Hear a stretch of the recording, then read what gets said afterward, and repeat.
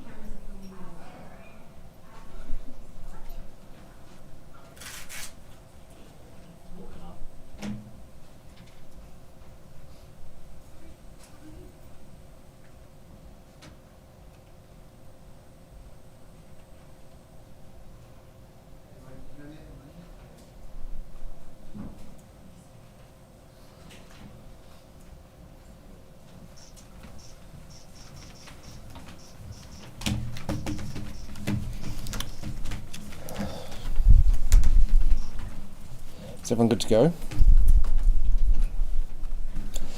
Well, we've just held an emergency weather briefing with mayors from across far north Queensland. There is a serious weather emergency playing out right now as we speak. There's been a very high level of rainfall overnight and during today, and it's likely to continue. And at this stage, there are major flood warnings across a number of catchments. The Cairns airport has just closed. It's expected to see flooding that exceeds the 1977 flood level. There are significant concerns across a range of communities across the far north, and so the State Disaster Management Committee is working with all of those local disaster management committees. We've seen rainfall in some places of almost 600 millimetres, with more to come. There are currently 10,500 people without power. In addition, here in the southeast, we're experiencing a heat wave and are likely, it's possible we will see severe thunderstorms later in the day. So if you know of older folk who might need assistance during the heat wave, please take care of them, but we'll go straight to Laura from the Bureau. Good afternoon. I'll start with what we have seen already today. So the highest rainfall total from today, so 24 hours from 9 a.m. this morning, is Black Mountain in the Barron River catchment that saw 652 millimetres within a 24-hour period. But we've also seen dozens of gauges that have seen exceeding 300 millimetres across that large North Queensland area. So these are really high amounts of rainfall, and they're falling into catchments that are already saturated. So all the rivers are responding very quickly, as well as creeks.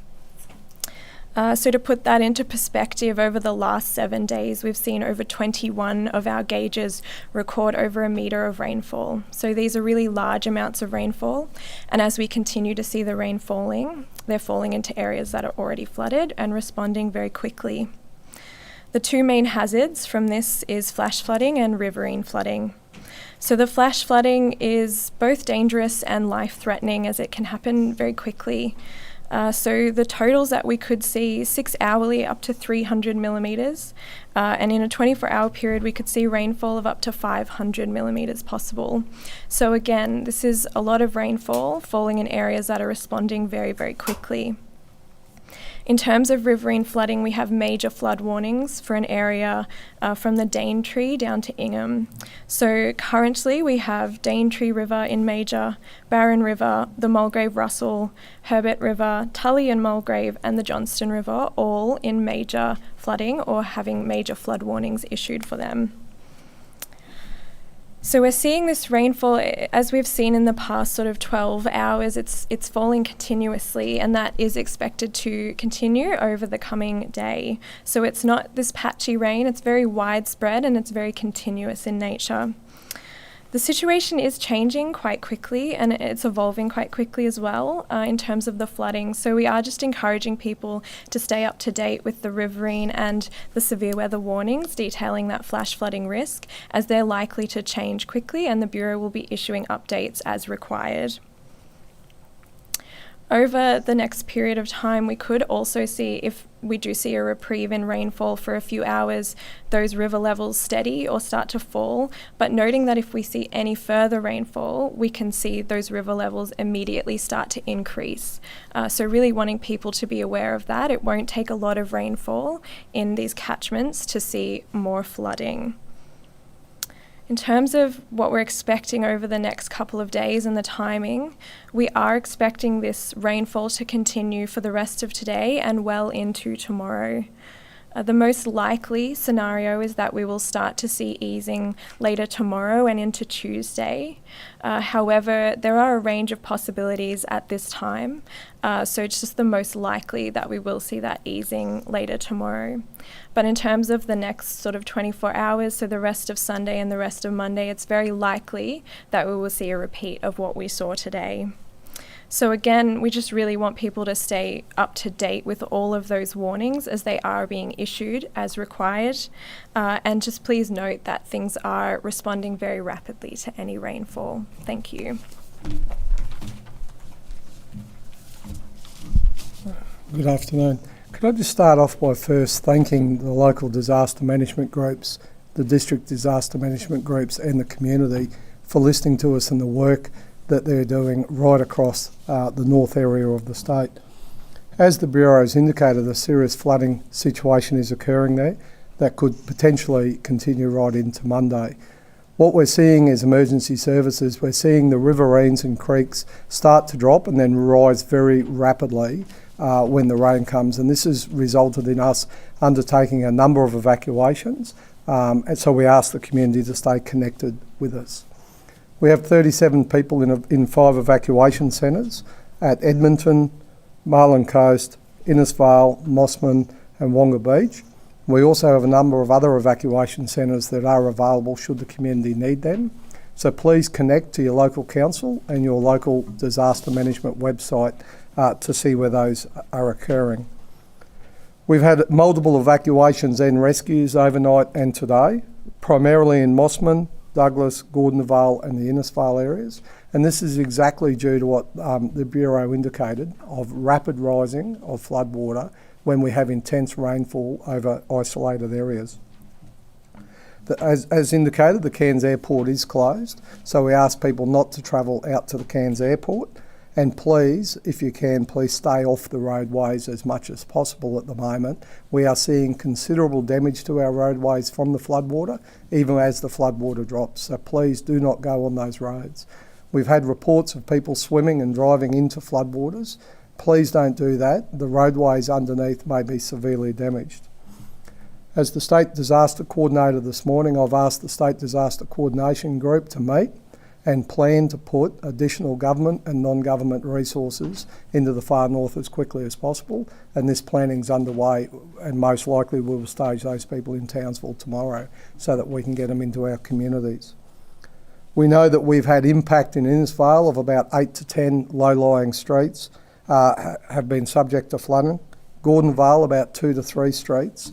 And the Mossman low-lying areas, the same people we evacuated last Wednesday, have self-evacuated to higher ground today. Additionally, I've been personally speaking with the National Emergency Management Agency and the Commonwealth about getting additional Commonwealth support, including the ADF, into the area as quickly as possible. Thank you. Good afternoon. As you've heard, incredibly significant volumes of rain dropping across those catchment areas at the moment. Our crews have become incredibly busy over the last 24 hours, over 50 requests for our swiftwater rescue response, and our SES units are receiving very high levels of calls to support response throughout those communities. Can I urge everyone to stay informed? This is life-threatening events. We do not need people to be out and about.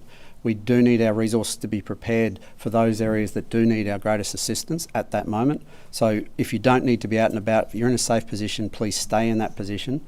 And as this event continues to unfold over the next day or so, stay informed, heed the warnings and respond to those warnings. We've got resources well placed across the region. We've got specialist swiftwater crews in Halifax, Ingham, Tully, Innisfail, multiple in Cairns, up on the Atherton Tablelands, up in Cooktown, and we've got additional resources positioned across that greater area in addition. So we're well placed, but please, we require the community to get behind and support and ensure when we are responding, we're responding to the greatest need at this moment. Thank you.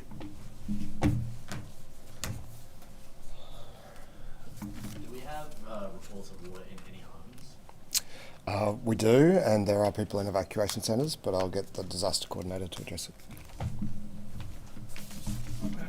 Yeah, thank you. We know that some of the homes in around Innisfail, the low-lying homes, have been impacted.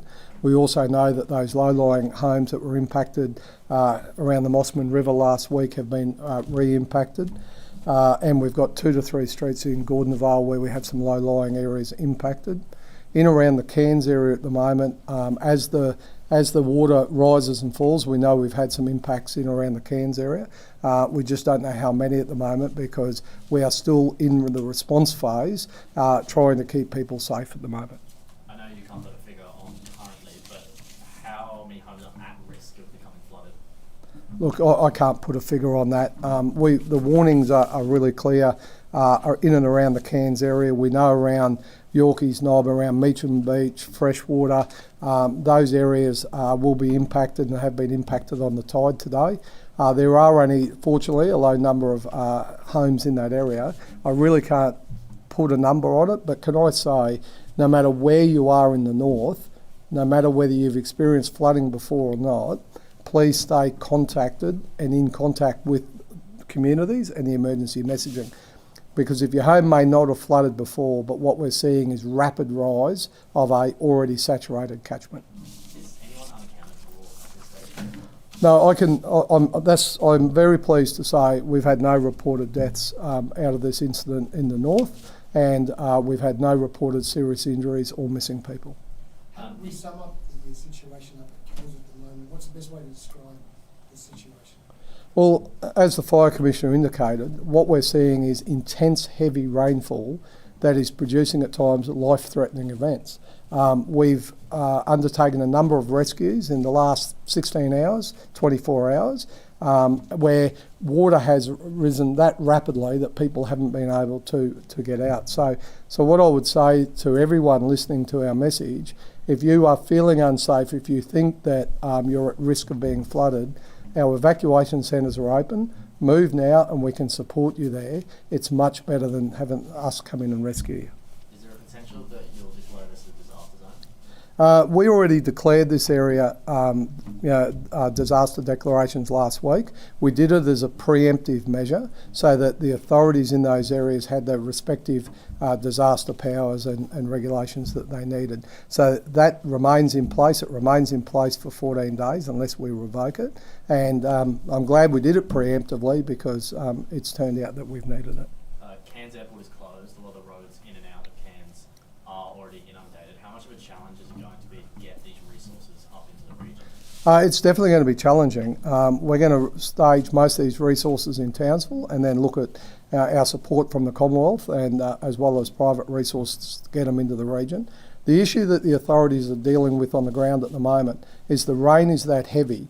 We can't get any airlift support. We can't get any helicopter support into the communities that are isolated. But can I say, the district disaster groups, the local disaster groups have been planning all day, all of last night, and the moment we get a break in the weather, we're ready to go. Was this something that authorities were prepared for, given that the cyclone had moved on? Well, we started messaging last week the potential for intense heavy rainfall, and we've continued that messaging all the way through. And even over late last week, the predictions were that the cyclone would move through into the Gulf, but we were also messaging that there would be a continual intense heavy rainfall. What we've seen overnight, however, as the Bureau indicated, very large amount of rain dropping in very isolated but condensed areas. Can I ask, there were some reports, and I haven't had this with someone who can be. Some people were on roofs, and do we know what's happening with those guys? Any contact? Yeah, absolutely. So the authorities have been in contact with those people the whole time. I too saw those reports of a couple of people on roofs that we were not able to get to at that point in time, purely because it was too dangerous for us to get there and it was too dangerous for us to rescue them at that point in time. The entire time they were on the roofs, we remained in contact with them, and then we supported them at the first time. We've also had reports of some people on roofs around Yorkeys Knob, to which I know that the swiftwater rescue teams from the Queensland Fire and Emergency Services have supported. What options do people have if they want to get to an evac centre but they feel it's not safe to do so? Please contact us. Contact the SES on 132 500. You can also contact, if you feel your life is threatened, please contact 000. But on the disaster management sites at both the local councils and in the area, we're messaging about where the evacuation centres are, the best way to get there. I think the Fire Commissioner summed it up the best. If you feel safe where you are, please stay there, but please stay in contact with messaging. How long are we expecting the airport to be closed for? Because that's a considerable amount of water that's there. Well, every time the airport closes, before we can reopen it, we have to undertake inspections to make sure it's safe to do so. As the Bureau indicated, we're seeing a lot of rain continually falling up there at the moment. It's constant rain, and we're expecting that to continue overnight. So the area around the airport is definitely affected by tide as well. So what we're seeing is heavy rainfall and high tides, which are impacting the airport, but it will need to be inspected before we can open it.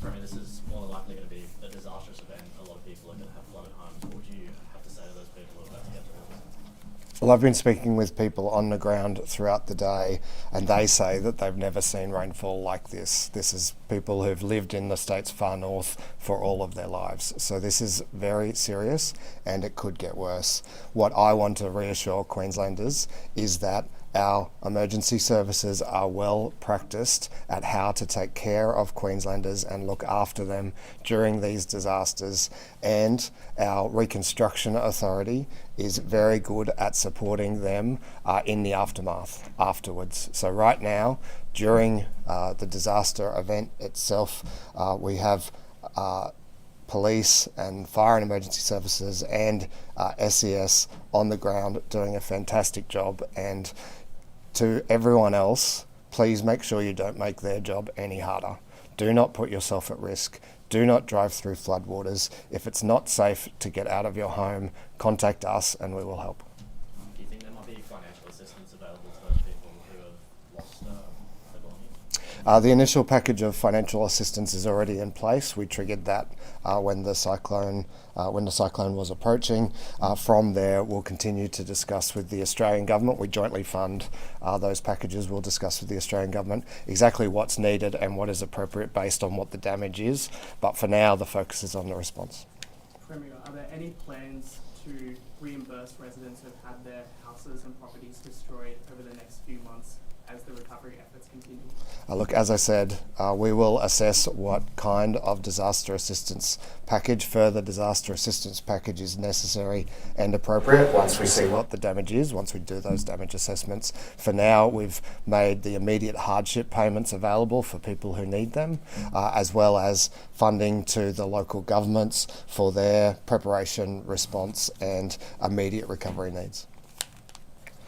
Thank you. Thank you.